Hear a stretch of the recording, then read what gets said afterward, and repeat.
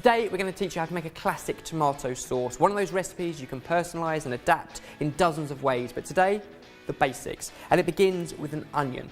We want to top, tail, halve and peel the onion, and then treating both halves exactly the same, we're going to dice it. So parallel cuts, down to the board, almost to the root, then turn it through 90 degrees and repeat the same.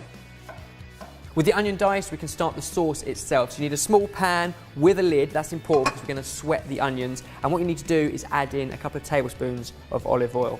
Next up, your diced onion. Now every onion varies in size, but you want about a cupped handful like that. So that's going to go into the pan and you're going to cook it over a gentle heat with the lid on for 5 to 10 minutes until it's sweet.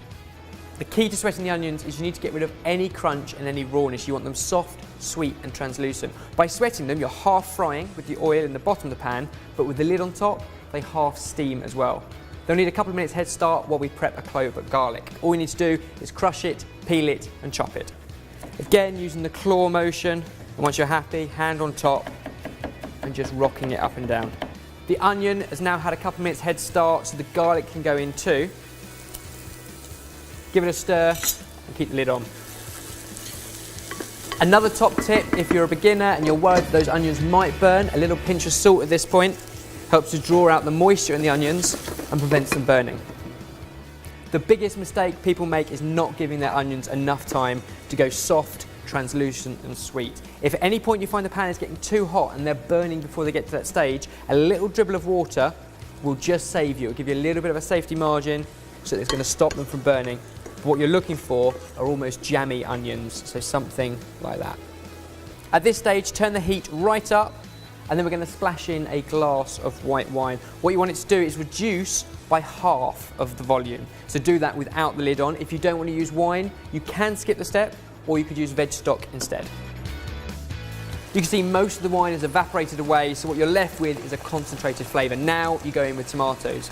If you're using fresh tomatoes, just chop them up, but actually tinned is much easier, they're always consistent. So a tin of chopped tomatoes into the pan,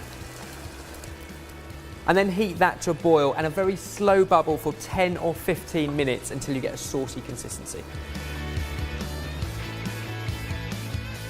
After about 10 minutes, this is the consistency you're looking for. Something that if you have it on a spoon, just kind of flops off. If you put it on a plate, it won't run everywhere. And in the bottom of the pan, if you draw a line through it, it doesn't instantly fill itself back in. That's the sign of a good tomato sauce. At this point, we can elevate it.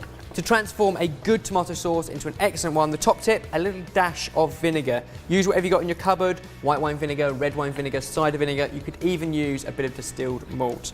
A tiny dash is all it needs to bring out the tomatoes, along with a small pinch of sugar, and then season it to taste. And you season it now right at the end, because if you do it too soon and then reduce it, it will be over seasoned.